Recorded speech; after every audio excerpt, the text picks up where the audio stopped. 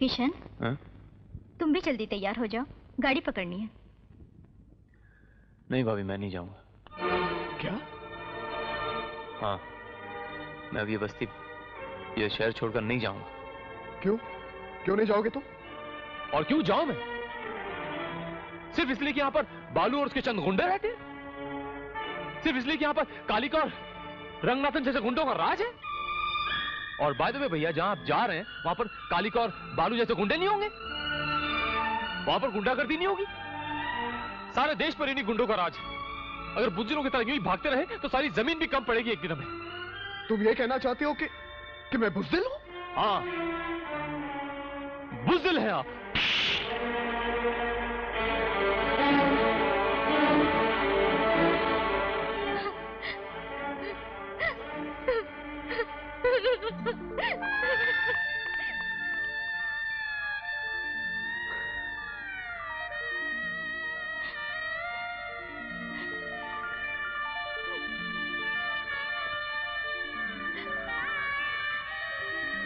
ठीक है भाभी, अगर तुम मुझे कायरों की तरह मुंह छुपाते देखना चाहती हो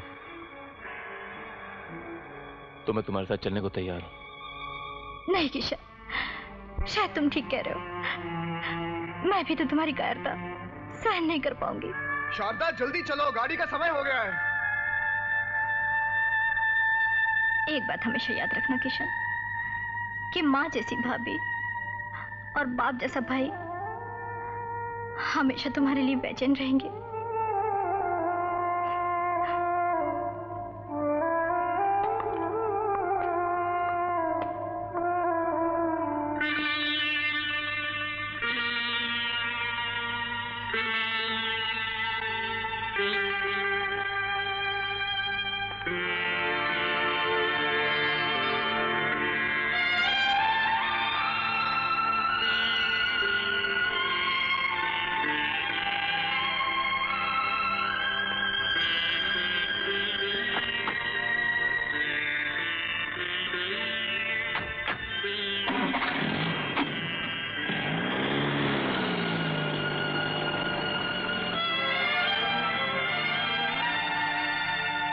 क्यों? क्या हुआ? क्या हुआ? क्या नहीं हुआ? मेरी बेटी शहनाज मुझसे छीन ली गई तुम्हारी वजह से। मेरी ठहरी हुई खामोश जिंदगी में भौचाल आ गया, जलजला आ गया तुम्हारी वजह से। और तुम पूछते हो कि क्या हुआ? मेरी खुशियों की किताब के वरक वरक जो हैं वो पारा पारा होकर बिखर गए। ये थोड़े से अल्फाज बाकी हैं, इनको मैं नहीं मिटने दूंगा भाई। इतना इस कलेजे में दम नहीं है। खुदा ने एक बेटी के बदले दूसरी बेटी दी है, बस इसी पे कनात करता हूं और मुझे कुछ नहीं चाहिए। इसलिए ये समझो कि आज तो तुम्हारा मेरा रास्ता खत्म। यहां कभी मत आना। बहुत मेहरबानी होगी अगर तुम यहां नहीं आओगे तो। जाओ यहां से।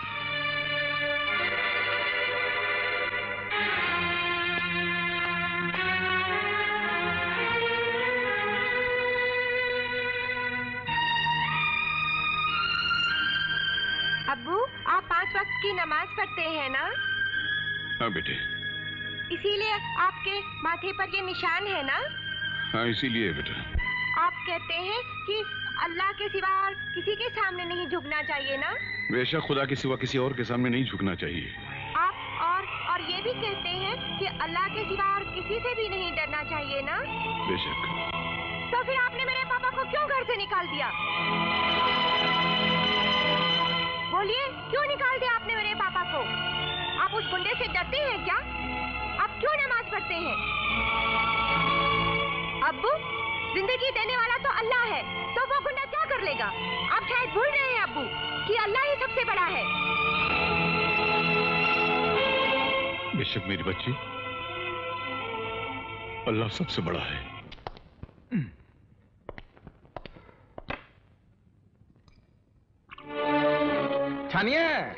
छानिए ससुर, आराम की दारू है ना? अपनी कमाई की पता तो थोड़के में ही नशा हो जाता। कालिका जी, देशमुख ये दारू अपनी कमाई की ही पी रहा है। अरे 12 घंटे की सरकारी नौकरी में 24 घंटे आपकी ड्यूटी बजाता है। बहुत करप्शन है। और अब तो तुम्हारे करप्शन में करप्शन शुरू हो गया है। सरकार तुम्हें निकाले ना निकाले, लेकिन यहां से तुम 3 लात मारकर जरूर निकाल दिए जाओगे। देखिए रंगनाथन जी, चुप। हमारा आदमी बालू तुम्हारे पुलिस स्टेशनवा में बंद है और तुम कहते हो कि हम अपनी कमाई के पीता हूं। ऊपर से वहां ललकार रहे हो। देखिए रंगनाथन जी। क्या बालू बंद है? ओहो, ऐसे अनजाने बन के पूछ रहे हो जैसे पिताजी का नाम पूछ लिया हो। एक गो बात अपने कान को छाता बना के सुन लो, अगर हमारे काम में जरा भी लापरवाही की तो आइयो माँ, काय को तुम गुस्सा होता जी? ये कल छुट्टी पर होना ना जी। वो सरकारी छुट्टी रही होगी, हमारे वहां कोई छुट्टी बुट्टी नहीं होती। उस दुई तारे वाले का हिम्मत कैसे हुआ कि तुम्हारे आदमी को अंदर कर दिया? उसके 2 तारों को एक तारा बनाकर भीख मंगवा दूंगा साले से। आप देखिए, अभी एक फोन करता हूं और बालू बाहर आ जाएगा। नहीं देशमुख, रहने देना उसको, रहने दो। हमारा ही आदमी एक 2 तारे वाले से अरेस्ट हो गया। अयो माँ और कालिका जी, आपका नाम हमारे मुंह के ऊपर रगड़ के चला गया। क्या कालक लगा के गया ना जी? वो 2-4 घंटा लॉकअप में रहेगा तो हमारा ट्रू वैल्यू समझेगा वो। इष्टम वाची नटक डोड। नहीं समझा ना? मनमानी नहीं करेगा जी। हाँ, फिर वो हब्बा। अरे वो टेंशन वो बालू का नहीं ना है रंगनाथन जी। वो टेंशन तो वो ससुर का नाती वो इंस्पेक्टर पाने का है। बहुत गंदी आने लगा है, उसका तो कुछ टिया पाचा करना पड़ेगा।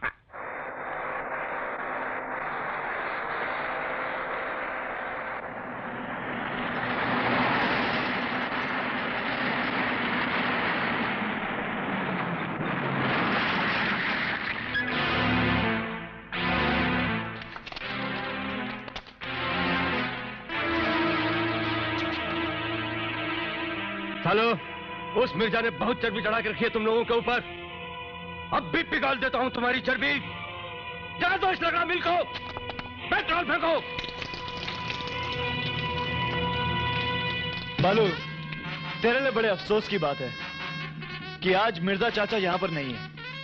अगर वो होते तो आज भी तू बच जाता। अच्छा,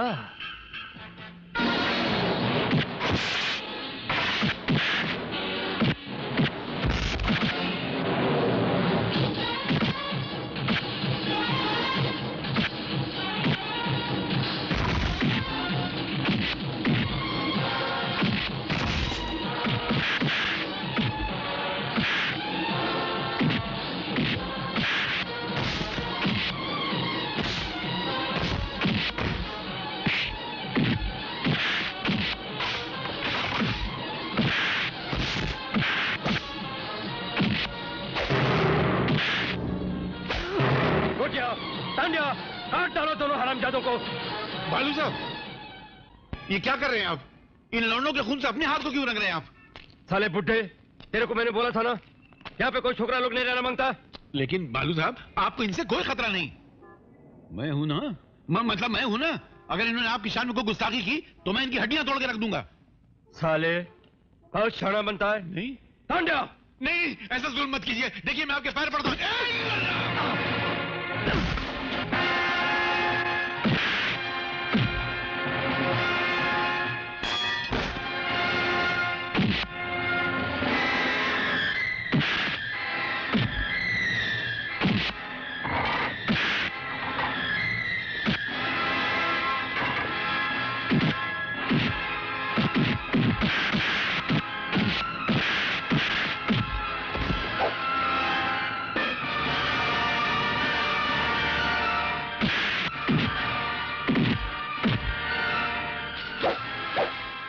किशन, किशन, नहीं, किशन, किशन। नालायक, डरा दिया, मालिक।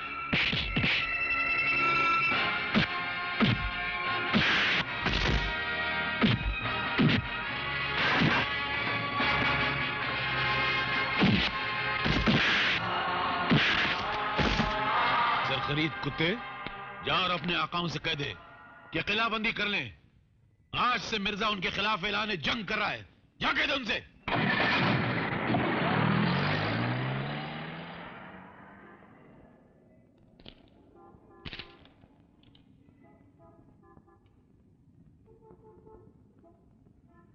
खत पूना से आया होगा शायद।